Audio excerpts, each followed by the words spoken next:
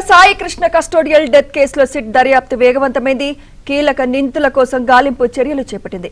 అజ్ఞాతంలోకి వెళ్లిన 2 హెడ్ కానిస్టేబుళ్లు మరో వ్యక్తి కోసం ఆరా తీస్తున్నారు.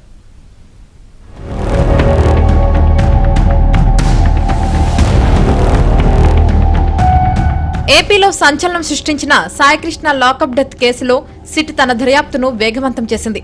సాయికృష్ణ మృతదేహం ఏమైంది, ఎక్కడ దహనం చేశారన్న అంశాలపై ఆరా తీస్తున్నారు. కృష్ణలంక బస్టాండ్లో మృతదేహాన్ని పడేసి అనాథ శవంలా చిత్రీకరించి విజయవాడ స్వర్గపురిలో దహనం చేశారని కుటుంబ సభ్యులు ఆరోపిస్తున్నారు. మే 23 నుంచి 26 మధ్య కొన్ని అనాథ శవాలను దహనం చేసినట్లు శ్మశాన వాటిక రికార్డుల్లో ఉన్నాయి. ఇందులో సాయికృష్ణ మృతదేహం కూడా ఉందా అనే కోణంలో అక్కడి సిబ్బందిని సిట్ ప్రశ్నిస్తోంది. అయితే రికార్డుల్లో 25 ఏళ్ల యువకుడి ప్రస్తావన లేకపోవడం గమనార్హం. వయసు తప్పుగా రాశారా అనే కోణంలో సిట్ దర్యాప్తు కొనసాగుతోంది.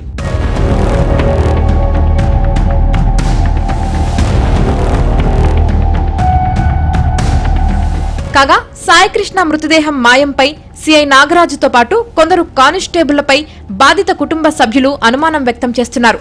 బాబురావు, సాంబయ్య, అశోక్, నానితో పాటు మరో ప్రైవేట్ వ్యక్తి సురేష్ పాత్ర ఉన్నట్లు ఆరోపిస్తున్నారు. దీంతో సిట్ వారిని అదుపులోకి తీసుకుని విచారించాలని భావిస్తోంది. సీసీటీవీ ఫుటేజ్ మాయం విషయం కానిస్టేబుల్కు తెలిసే ఉంటుందని సిట్ భావిస్తోంది. సిఐ నాగరాజు అరెస్ట్ అయినప్పటి నుంచి వీరు పోలీసులకు దొరకకుండా తిరుగుతున్నారు.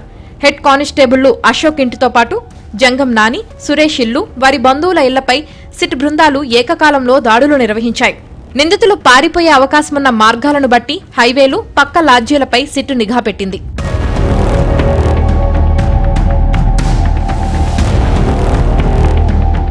అమాయకుల ప్రాణాలతో పోలీసులు ఆటలాడుకుంటున్నారని దళిత సంఘాల ప్రతినిధులు మండిపడ్డారు. దుర్మార్గుడైన సిఐ నాగరాజును కొందరు గాడిదలు సపోర్ట్ చేస్తున్నారని ఆగ్రహం వ్యక్తం చేశారు.